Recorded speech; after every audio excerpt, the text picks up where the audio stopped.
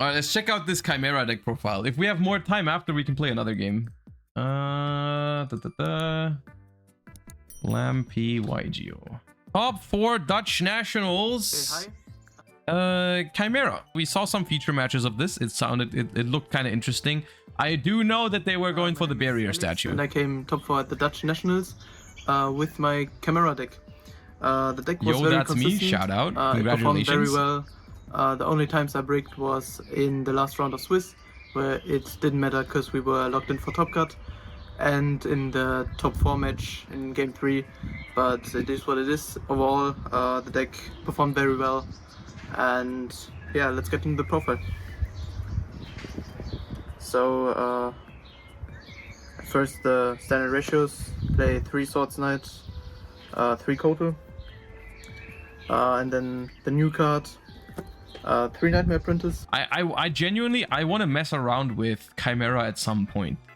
I have to check if I have all the cards. I was missing some stuff to bring it to locals, but for example, the melodious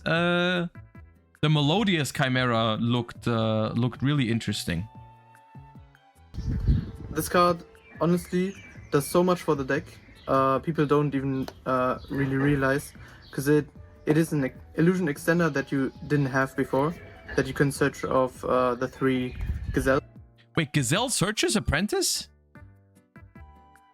I mean, of course, it searches. Does it search any illusion as well? Ooh, I was looking at this as like a standalone card, like it's just a good draw. But the fact that this deck can search it is also neat. That's why this card also became better to fuse off, because before the support you were actually just searching follow-up for the next turn. Now you can search an extender, which is really good. Also, this is level 6 dark and this is level 4 light, so you can make Chaos Angel with both effects, which won me 2 games just by sitting on Chaos Angel and waiting till I had enough resources to kill my opponent. Where's Diabells? I'm pretty sure they played it. If I remember correctly, you're gonna see Diabells. I don't make the 1-card combo that much. I search more often Gazelle with Kotal, so I can get the search effect of this to search this, and then this gets into this, and you know where it's going. This is for consistency. Then this is like kind of a brick.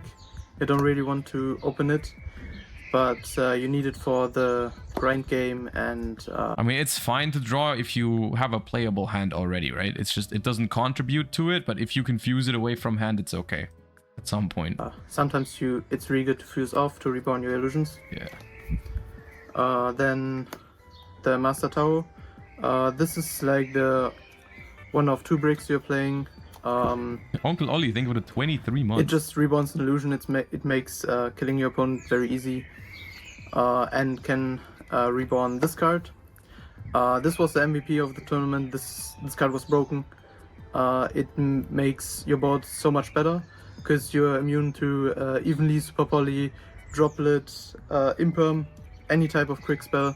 Those are pretty popular cards. Mind games where you play around talents. Dude, this unironically, this is probably what anti-spell effects should be like. Like, I think this card is actually fine in terms of its design. I think anti-spell is cringe. This one's okay. What card is that? It's the new. It's the other Diabell star. What it says is that spell and traps need to be set before using them, but it doesn't have the anti-spell clause where it says they have to stay set until your next turn. So for example, if you have reinforcement of the army, you can set it and then immediately flip it. So it doesn't stop you from using spell cards, but it does stop you from using quick play spell cards, for example, right? It's like anti-spell, but only for quick plays and for impermanent evenly, which I think overall is okay. And it pops 1 card. Yes, when your opponent sets a spell trap, you can pop 1 card. So overall, I think it's good, but I don't think it's like completely nuts or unreasonable. I think this is like I think right at the level of a floodgate where I would think it's still fine. Obviously not for some decks, it's still disgusting, right? Like not like a pendulum deck or whatever. It's not gonna be pleasant, right? But in general, it's like I think a fine level for a card to be at. if you want to put like card effects like that, like continuous effects like that on a card, then I think it shouldn't be more powerful than this. But yeah. And I'm saying this even though it completely destroys Runics. But I think this card is okay in terms of the power level of a Floodgate. Thrust or whatever, I always hold the effect till I'm in Talon's range and then start popping their back row if they start setting cards. I never pop the first or second back row, I just wait. That's why in my feature match I hold so long, because I thought he had Talons when he already revealed that he played Thrust with the discard effect of my fusion monster. But it was Raigeki, it was even worse, but I got lucky that I destroyed the Raigeki. And then obviously 3 Chimera fusion, best card. Can't you just set quick play spells first anyways as well? No, the rules for quick play spells are if you set a quick play spell, you have to wait a turn. Like if you set a Book of Moon, you cannot activate that Book of Moon on the same turn. They work if you set a quick play, they basically work like trap cards. That has nothing to do with the floodgate effect of the card. That is just how the rules are for quick play spells. Yeah. Dodges, Imperm Veiler. I think 2 Chimera fusion are enough. I think I like 3.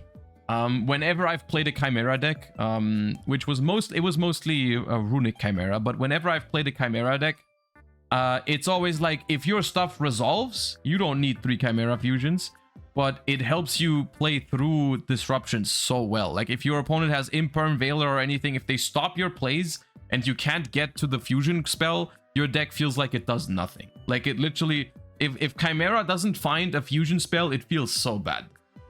So I think this is correct. Or any kind of targeting interruptions, and it's not once per turn. Yeah. That's self back from graveyard, very good card.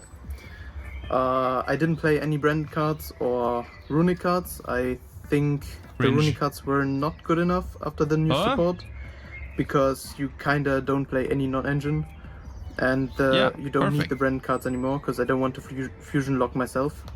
As you saw in the feature match, I'm playing rank 6s as well. So I played the Patchwork engine, 2 Edgem Chain, 3 Patchwork, 2 Poly.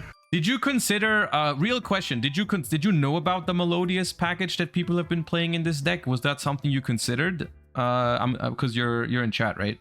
Did you consider the Melodious cards, or was it not on your radar? Because I think the Melodious cards sound pretty good for this deck, right? Because I believe what they offer you is they give you like extension, they give you some starters that can bait out hand traps, and they can also search polymerization with, what's it called, Tam? Waiting. Yeah, they might not be here anymore. Anyways, maybe they're typing a longer text. It's okay.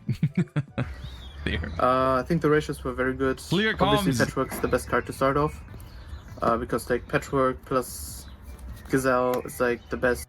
Yes, my friend played it, but I think they might brick. I didn't test it. I might do. Okay, yeah, I think I haven't tried it myself, but they do sound kind of good for this deck. 2-card combo you have. But like opening these is not necessarily bad, because like your deck doesn't do anything if you don't open a fusion spell. So hard drawing poly is sometimes really good, and opening this is really good in combination with Nightmare Apprentice, because you get so much resources just with 1 card, with these 2 cards. By discarding this, Apprentice getting Patchwork, plus, getting Search of Chain this, is kind of nasty. searching another Entrim Chain and Poly, and then you just do your 2-card combo. It's like similar with Patchwork and Gazelle, like these 2-card combos, but this is only good to draw if you already have a fusion spell or if you have Nightmare Apprentice. That's for the engine. I think board breakers were not good for non-engine, so I decided to play hand traps.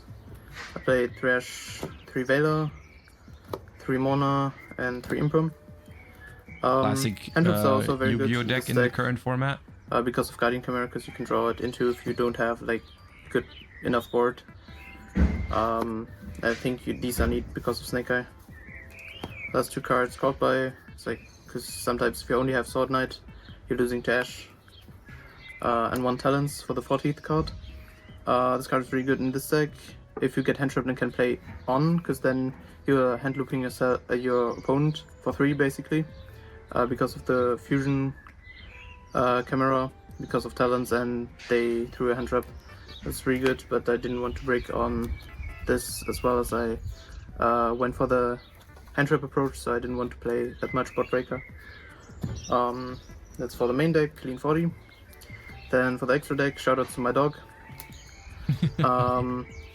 Then we play 2 of the Baphomet. I think this is better than playing this at 2. Wait, was barrier? Did I miss barrier statue, or was that only in the side deck?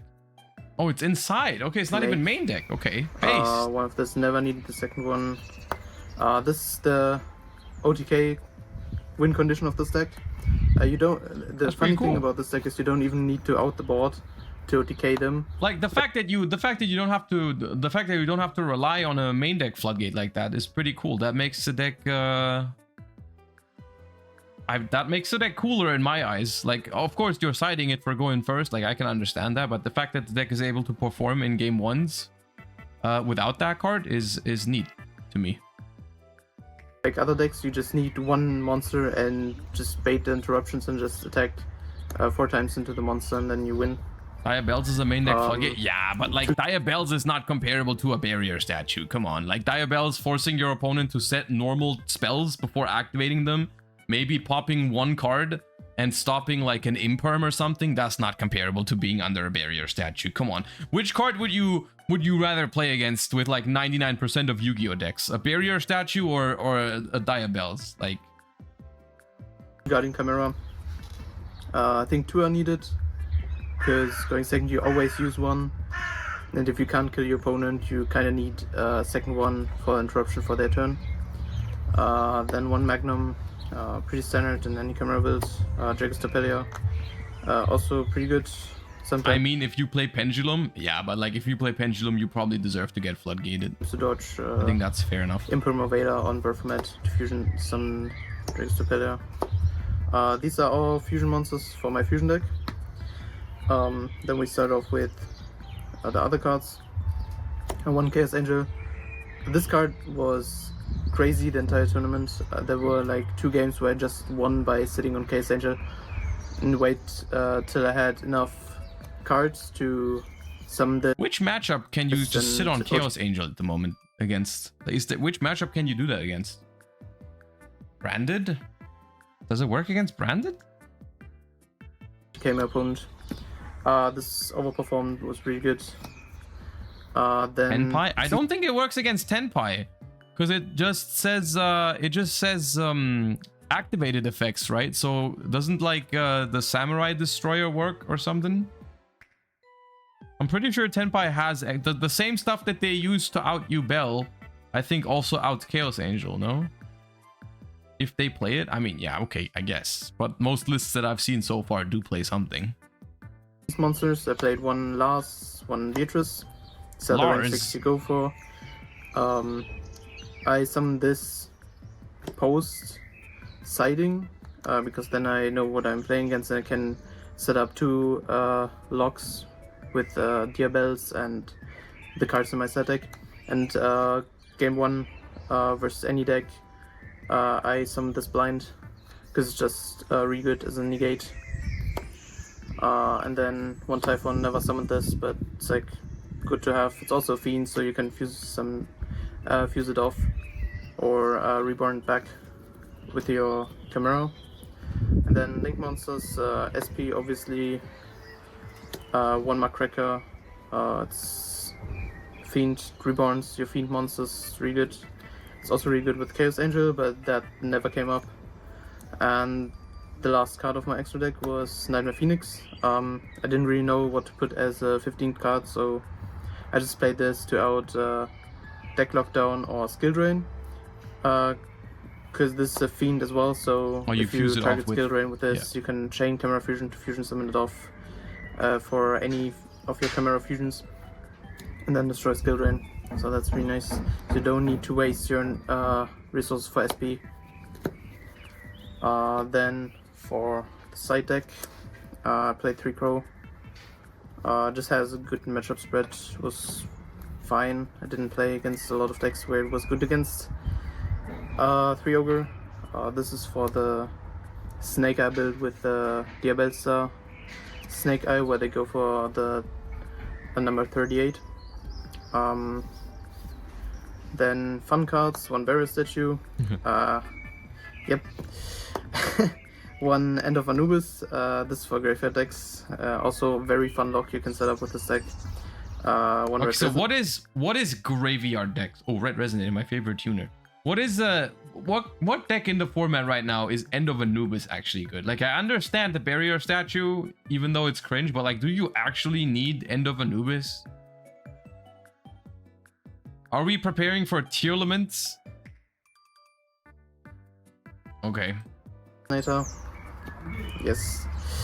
Then for backrow decks, I played against two 60. Lightning You Storm, played 1 against Feather 60 Duster. card Paleo? Oh my god. For an event like Dutch Nationals, like really good, because there are like a lot of random decks, and this is just a blowout against them. It was really good. Won me a game. Then played the steel spells for the Snake Eye matchup where they go for the Disparter hand loop. Because it's really good to just steal the Dispater and then summon the Omega on your field, rip their hand for 1, and have another negate with Dispater for hand traps. Dude, these rulings are always super annoying, but like, if you take the Dispater and you summon the Omega to your side of the field, and then if you steal the card in their hand, where does the Omega return? Do you keep the Omega? Or do they get it?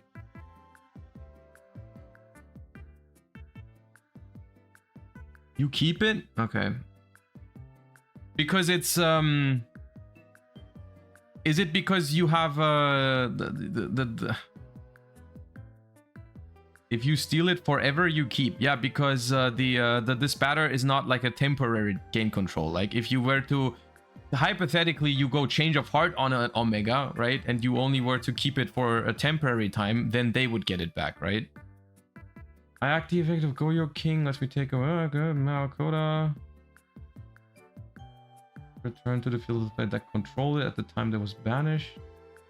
Will not be returned. Yeah. Okay. Yeah.